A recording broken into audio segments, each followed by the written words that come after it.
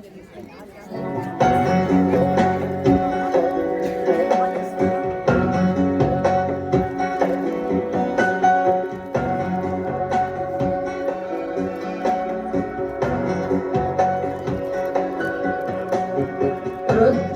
पशुपतिं स्थाणुं नीलकण्ठं उमापतिं नमामि शिरसा देवं किं नो मृत्युः करिष्यति नीलकण्ठं कालमूर्तिं कालज्ञं कालनाशनं नमामि शिरसा देवं किं नो मृत्युः करिष्यति नमः शिवाय सांबाय हरये परमात्मने प्रणतक्लेशनाशाय योगीनां पतये नमः।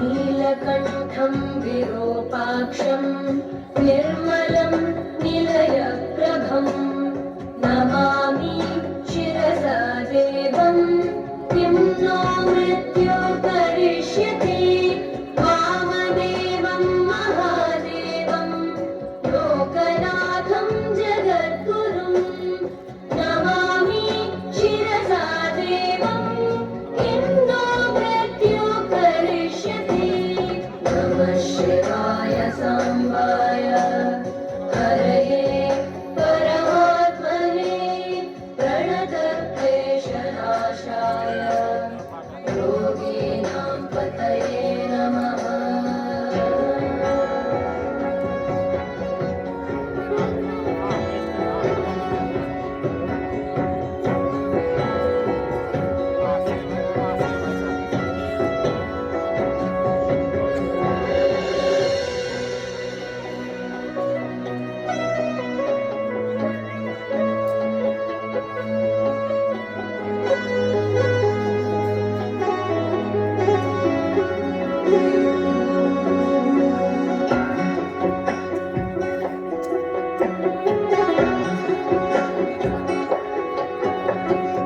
देवदेवं जगन्नाथं देवेशं वृषभध्वजं नमामि शिरसा देवं किं नो मृत्युः करिष्यति गङ्गाधरं महादेवं सर्वाभरणभूषितं नमामि शिरसा देवं किं नो मृत्युः करिष्यति नमः शिवाय सांबाय हरये परमात्मने प्रणतक्लेशनाशाय योगीनां पतये नमः।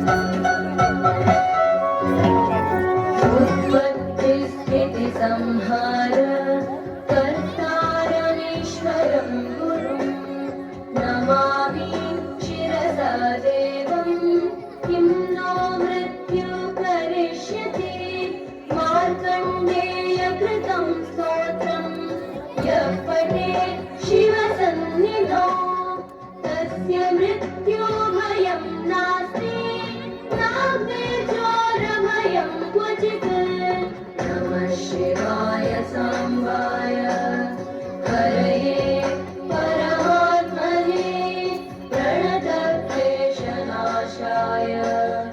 योगीनां पतये नमः।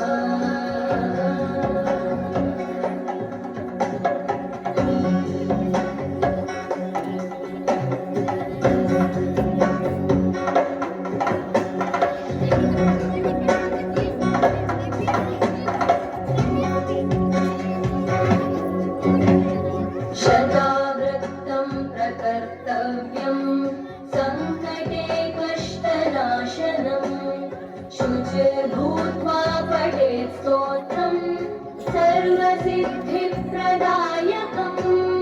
मृत्युञ्जय महादेव त्राहि मां शरणागतं जन्म मृत्यो जरारोगैः पीडितं कर्मबन्धनैः नमः शिवाय साम्बाय हरये परमात्मने प्रणतक्लेशनाशाय